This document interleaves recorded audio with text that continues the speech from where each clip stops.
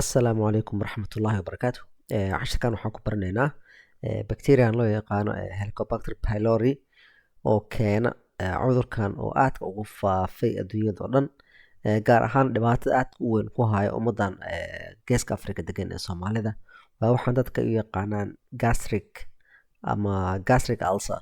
kaasoo marka oo sabab u yahay badankiisa bacterian oo loo yaqaan Helicobacter pylori inuu keeno. Marka waa bacteria oo dhibaato aad u badan oo wadamo badan ku haya, oo dhibaatadiisa ay ka mid tahay calaamadahan oo dadka ay ka cabanayaan oo ah matag, lalabo, caloosha xanuunaysa, iyo wixii la mid ah. Marka waa bacteria oo gram negative ah, oo sida spiral oo kale u eg, macna saas u wareegsan, kaasoo marka oo 1985kii oo discovery lagu sameeyey oo sheeko xiiso leh ahaa. So marka waxaa jiray scientist oo Marshall iyo Walker. Labadaas scientist ayaa waxay postulation ku sameeyeen in Helicobacter pylori sabab u yahay inuu keeno gastric ulcer ama nabarka oo soo gaara caloosha ama duodenumka, kaasoo marka oo ay la xiriiriyeen inuu keeno bacteriahan. Laakiin waxaa ka dhalatay muxuu ahaa in dad badan ay kasoo horjeestaan oo yiraahdaan waxa dhici kara ma aha, ilaa markii dambe uu sameeyey mid ka mid ah labadaas scientist inuu cabay bacteriahan oo Helicobacter pylori oo culture lagu sameeyey, kadibna oo loo qasay uu cabay, kadibna lagu sameeyey endoscopy oo ah in camera caloosha laga geliyo, kadibna biopsy lagu soo sameeyo, macnaha gabal yar laga soo gooyo oo calooshiisa ah, kadibna la arko in gastritis-kaas uu keenay Helicobacter pylori. Waana taas uu guuleystay Nobel Prize in Physiology ama Medicine 2005 kan u maleynayaa. Marka waa sheeko aad iyo aad oo u xiiso leh, marka in naftiisa halis uu geliyo macnaha uu cabo biyo oo lagu daray Helicobacter pylori, kaasoo marka uu ku cadeeyay xiriirka ka dhexeeya Helicobacter pylori iyo gastric ulcer inay isla xiriirsan yihiin. So marka cuduradan marka oo gastritis and peptic ulcer disease oo ah nabaradan caloosha soo gaara ama waxa gastric ay yiraahdaan, ayaa waxaa badankiisa keena xanuunkan oo uu keeno bacteria Helicobacter pylori. Mararka qaar wuxuu keenaa cancer oo gastric cancer ama gastric mold lymphoma, kaasoo marka oo nooc ka mid ah lymphoma oo ku dhacda gastrointestinal tract. So marka waxaa jira in oo dadka qaar ay la xiriiriyaan maadaama Helicobacter pylori aad ugu badan yahay Africa, oo lagu qiyaasa xitaa 70% dadka ku nool Africa in oo bacteriash calooshooda uu ku jiro, inkastoo kuwa qaar aysan lahayn wax calaamada ah. Taas marka sababta ay ku dhacday in wadamo badan oo Africa iyadoo H pylori taas uu faafsan yahay, in kansarka oo gastric cancerka aad u hooseeyo. Sababta ay ku dhacday waa waxa loo bixiyey African enigma macnihiis uu yahay in oo bacteria oo xadkiis uu gaarsan yahay 70% dadka inay qabaan, in haddana kansarka oo gastric cancerka aad iyo aad ugu yar yahay marka loo barbardhigo macnaha inta qabta muxuu ahaa kansarkaas. Marka su-aasha waxay tahay in maadaama dad badan Afrika ku nool cumrigood uu gaaban yahay, ha ahaato dhibaatooyinka oo dagaalada ama saboolnimada ama ayagoo dad dhalinyara ku dhinta, halka kansarkan lagu arko caloosha ama gastric cancerkan badanaa dadku marka ay gaaraan 50 sano ama 60 sano, in oo run ay tahay in uu jiro waxaan loo yaqaan African enigma oo Afrikaanka ay leeyihiin difaac kale. Difaacaas oo lala xiriiriyo in dadka Afrikaanka badanaa uu ku dhaco waxyaalo badan sida gooryaanka oo kale uu keeno, macnaha waxyaalaha loo yaqaano helminth infection sida oo Jardilambi iyo wixii ka mid ah. Marka infectionadaas soo laalaabta oo badanaa sabab u yihiin nadaafad darada, in ay ka difaacaan in Helicobacter pylori cancer ay ka qaadaan. Mise waxaas waa qalad oo faham ah, oo maadaama dadka badan oo Afrika ku nool cumrigood uu gaaban yahay oo badanaa aysan gaarin 60 sano, in sababta oo loo arki waayo inay tahay dadka cimrigooda gaaban oo macnaha statistics fiican aan lagu sameynin, in waxaan oo sirun u yahay African enigma in oo qalad ay tahay. Waa arrin baaritaan u baahan in la xaqiijiyo in gastric cancer uu ku yar Afrikaanka, ama inuu yahay waxyaalo oo reer galbeedka macnaha research ay ku sameeyeen oo ay la xiriirinayaan muxuu ahaa in African enigma uu yahay, laakiin aysan waxba ka jirin haddii research fiican lagu sameeyo. Marka waa su-aal taagan in African enigma run uu yahay iyo in ay u baahan tahay research in lagu sameeyo, oo cimrigan gaaban uu sabab u yahay inaan lagu arkin gastric cancer oo ay la mid yihiin dadka kale adduunyada sida ugu dhaco gastric cancer. Marka haddaan fiirino macnaha caloosh, macnaha waxaan meeshan esophagus waa meesha uu soo maro raashinka, meeshan waxaa waa stomach. Marka Helicobacter pylori wuxuu saameeyaa badanaa qaybtan caloosha, waa qaybtan loo yaqaano antrum, macnaa caloosha waxaa loo kala qaybiyaa muxuu ahaa anatomically qaybtan waa esophaguska meeshan waxaa waaye junctionka u dhexeeya esophaguska iyo caloosha kan waxaa waaye junctionka ugu dhexeeya caloosha iyo duodenumka qaybtan waa mandhexirka yar meeshuu ka bilaabanaya loo yaqaan duodenum qaybta marka oo loo yaqaano antrum oo caloosha qaybta waxaa loo yaqaana cardia inta waxaa loo yaqaana fundus halkan waxaa waaye body oo stomach halkan ay u badan yahay marka helicobacter pylori in uu ka sameeyo gastric ulcer kaasoo marka oo keenta in oo macnaa nabar uu soo gaaro oo dhaawac uu gaarsiiyo meeshan oo antrumka ah oo sababna ay u tahay dhaawacaas oo ku saacidaya macnaa waxyaalo badan oo virulence ah oo helicobacter pylori uu leeyahay marka haddaan u laabano physiologiga oo caloosha waxaa ka buuxda acid unugyada oo ku yaala caloosha sida oo parietal cellska ayaa waxay soo daayaan acid oo tiro badan macnaa hydrochloric acid macnaa ashtada oo ku jira sida bacteriga oo kale ayuu macnaa pHkiis u hooseeya pHka caloosha taas marka wuxuu saacidaa in oo raashinku jijibin karo bacteriadii caloosha soo gashay inuu dilo marka waa normal oo physiology ah oo caloosha ay leedahay marka su-aasha isweydiinta ayaa waxay tahay haddii caloosha oo pHkiisa oo pHka caloosha hadduu saas u hooseeyo maxaa ka celinaya acidkan tirada badan oo caloosha ku jira in uu dilo muruqa oo caloosha uu ka samaysan yahay taas marka jawaabteeda waxay tahay ilaahay u sameeyey waxaa loo yaqaana mucosa marka waa physiology oo cajiib ah aad iyo aad macnaha oo tusinaysa qad macnaa awoodda ilaahay oo wax walba macnaha oo kaamil ah marka caloosha dhexdeed waxaa ka buuxa macnaa gudaha oo caloosha macnaa hydrochloric acid halka unugyada oo dul saaran macnaa oo meeshan oo xuubkan dul saaran wax yar waxaa dul saaran waxa loo yaqaana mucus waxay tahay dhacaan oo ka celinaya inaysan isdhexgelin aashitada iyo unugyada inaysan macnaha oo istaabanin hadday istaabtaan maxaa dhacaya in oo dhaawac uu soo gaaro muruqyada ama mucosaha ama unugyada uu ka samaysan yahay caloosha laakiin si oo acidka way soo saaraysa parietal cells ayaa soo saaraysa laakiin wuxuu aadayaa qaybta dhexda oo caloosha qaybta marka oo soo xigta unugyada waxaa dul saaran dheecaan oo mucosa loo yaqaano mucuskaas marka oo ka celinaya in oo dhaawac soo gaaro aashtaas dhaawaca gaarsiiso muxuu ahaa unugyada oo caloosha ka samaysnaa marka parietal cells ayaa soo saara hydrochloric acid unugya tira badan oo ilaa 4 ama 5 nooc loo kala qaybsado chromaffin cells D cells G cells unugya badan ayaa jira oo endocrine kuwa qaabilsan kuwa qaar oo ay qaabilsan yihiin histamine soo saara kuwa qaar soo saara somatostatin waxaas marka muhiimadeena ma ah muhiimadda ayaa waxay tahay in oo qaybta dhexa caloosha ay tahay acid qaybta oo unugyada oo directly u dul saaran inay tahay mucus xadkaas oo labada sida barsakh oo kala waaye oo kala celinaysan ay tahay faa'iidada in oo dhaawacusan soo gaarin unugyada caloosha marka arinta intaan aan u sharxan ayaa waxay tahay in oo muhiim u yahay infectionkan hagto helicobacter pylori infectionka uu gaarsiiyo caloosha sababtoo ah marka helicobacter pylori uu soo geliyo su-aasha ay isweydiinaysa ayaa waxay tahay aashtada caloosha ku jirta maxay u dili weysay bacteria helicobacter pylori maadaama oo aashtada sababta ugu jirtaba ay tahay in bacteriada soo gasha ama raashinka soo gal inuu jijibiyo su-aashaas jawaabteeda ayaa waxay tahay in helicobacter pylori uu wato hub oo ka celinaya uu iskaga difaaco muxuu ahaa aashtada caloosha marka hubkaas uu wato waxaa waaye enzymeyaal oo uu wato enzyme oo wuxuu leeyahay oo loo yaqaano urease waa enzyme oo urea u bedelaya carbon dioxide iyo ammonia ay u bedelaya macnaa chemical oo normally oo ku jira caloosha ay u isticmaalaya in uu bedelo taasoo marka oo ka saacidinaysa in qaybtan asagana xuubka oo ku wareegsan oo mucuskiisa macnaa uu ka dhigo barzakh ama xad border oo isan soo gaarin aashtada sida caloosha ilaahay uu sameeyey mucus layer oo ka celinaya in aashtada caloosha ay dhaawacdo helicobacter pylori asna ilaahay wuxuu u sameeyey macnaha enzyme waa protein oo u bedelaya chemical caloosha ku jira oo urea loo yaqaano ammonia iyo carbon dioxide ammonia shaqada uu qabanaya waxay tahay marka asagana in uu sameeyo sida oo border ama xad ku wareegsan oo ka ilaalinaya in aashtada caloosha iyo helicobacter pylori ay istaabtaan marka taas waxaa lamid tahay inuu samaystay macnaha hub asaga oo ku daboolan oo ka celinaya aashada inay soo gaarto marka urea shaqada ay qabanaysa ayaa taas ah marka waa tan oo dadka markii laga baarayo helicobacter pylori waxaa la isticmaalaa waxaa loo yaqaana urea breathes waxay tahay dadka inay ku neefsadaan tubo aan dhahnay caag yar caagaasoo marka oo la fiirin karo haddii oo qofkaas oo uu qabo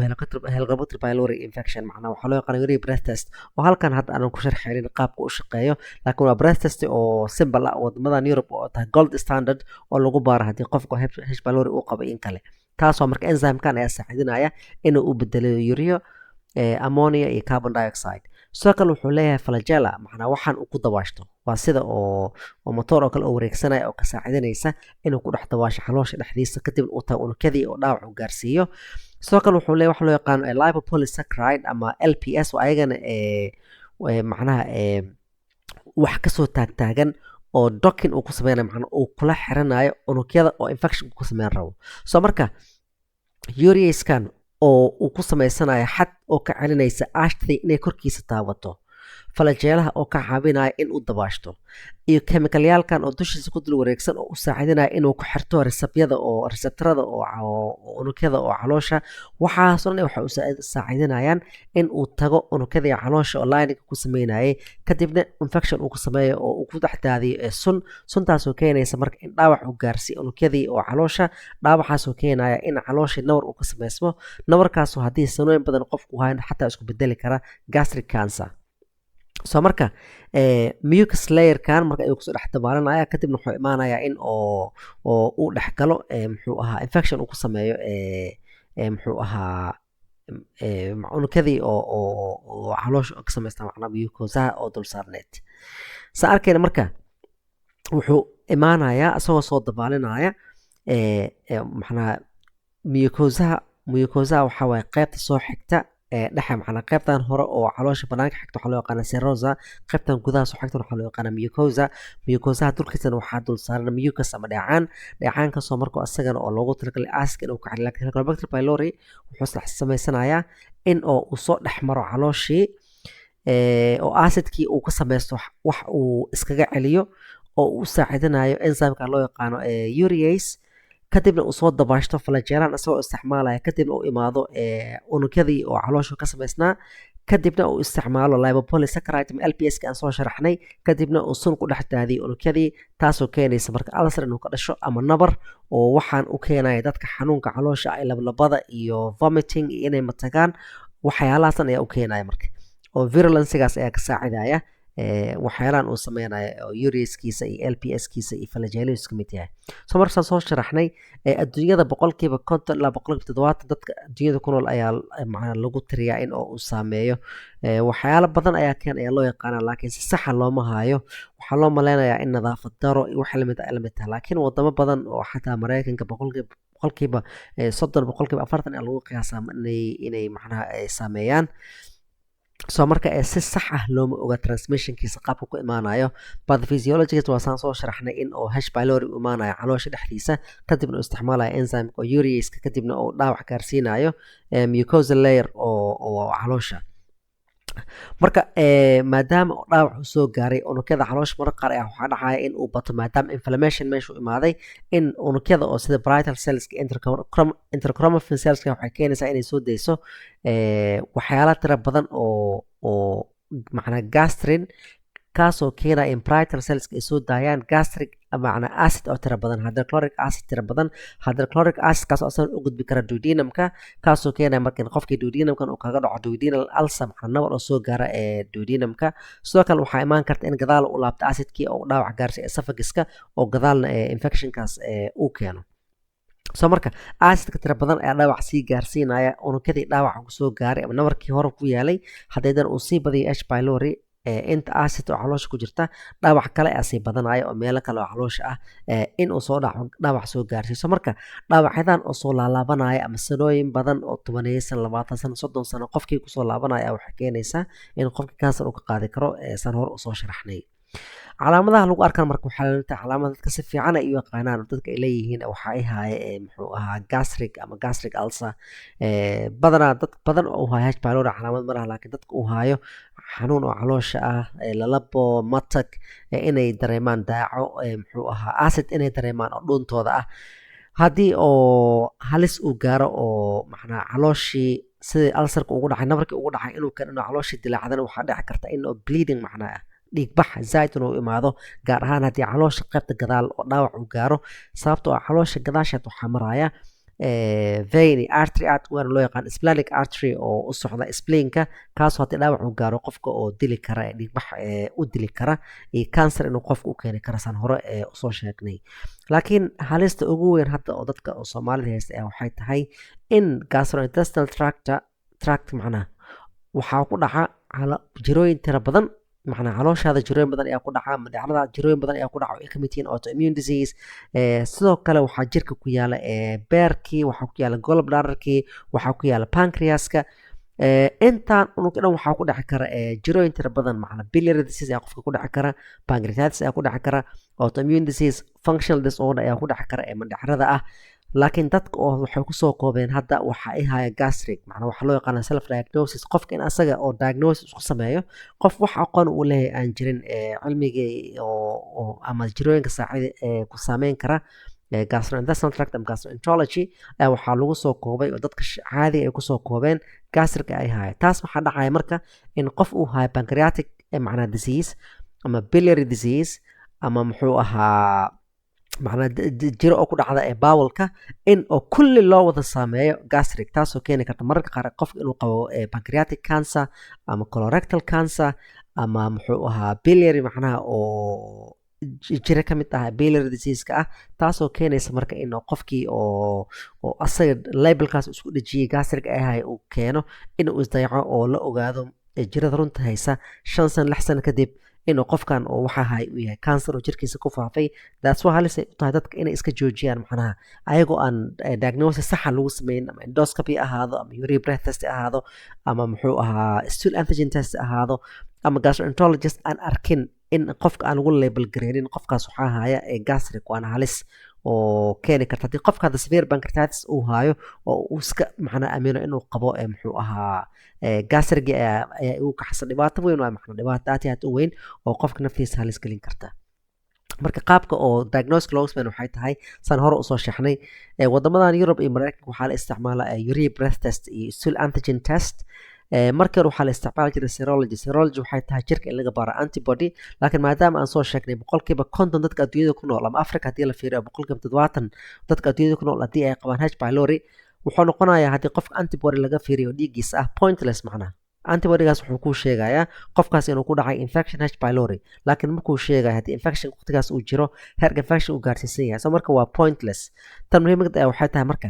haddii oo facility uu jiro oo lagu jeegarayn karo urine breath test ama stool antigen test oo isticmaalaya PCR ayaa ka fiican oo lagu ogaan karo active infection inuu jiro in kale ama haddii oo endoscopy lagu sameeyo endoscopy waxay tahay waa nidaam invasive ah qofka dhuunta laga geliyo afka in laga geliyo camera oo kadib la soo fiiriyo calooshii kadib biopsy lagu soo sameeyo kadibna lagu sameeyo culture H pylori calooshiis laga soo qaado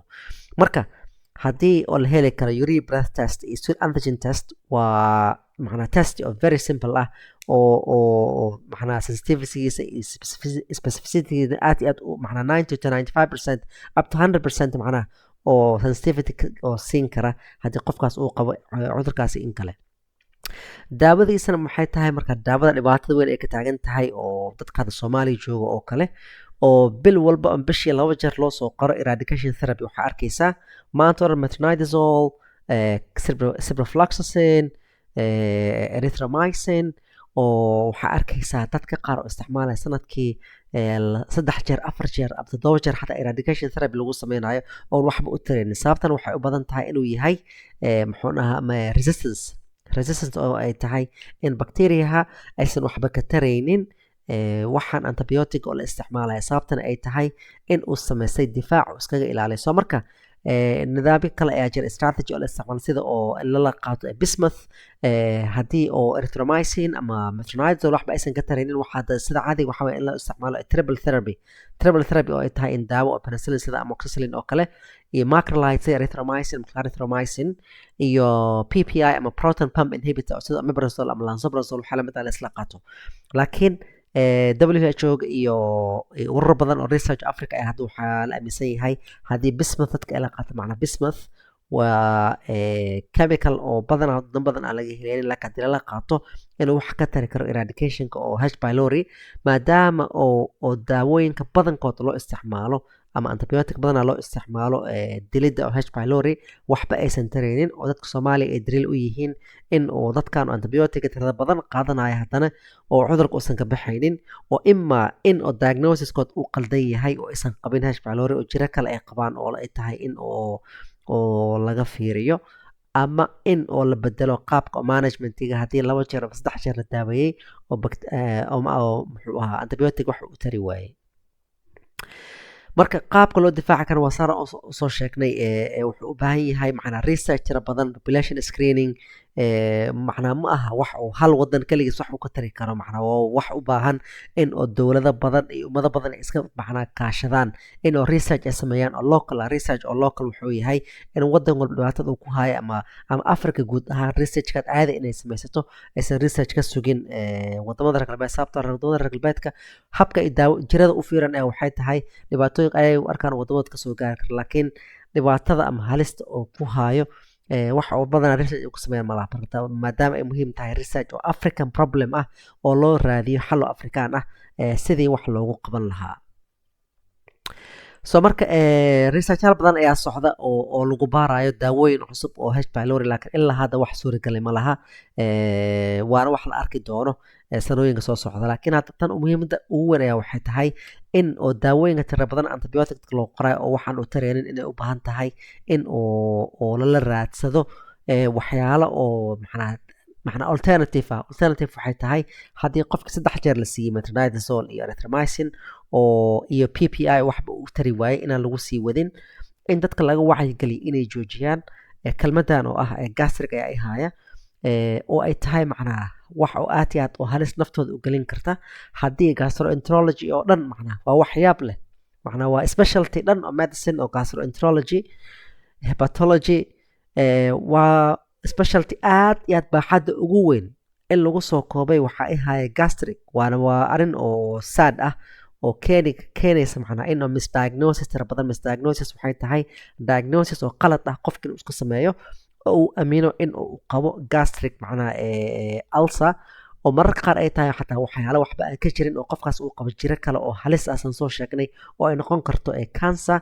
oo qofku istaahiyo oo jirkiisa ku faafi karto marka in oo dadka oo looga wacyigeliyo in ilaa dhakhtar ay ugu tagaan oo investigation lagu sameeyo sax ah oo laga ogaado inay iska joojiyaan labelkaas oo ah waxa ay haaye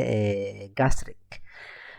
marka cashirkan oo nala dheeraaday halkan inoogu ekay ilaa 10 dam aan kulmi doono waxaa idinkaga tegayaa assalaamu calaykum waraxmatullaahi wabarakaatuh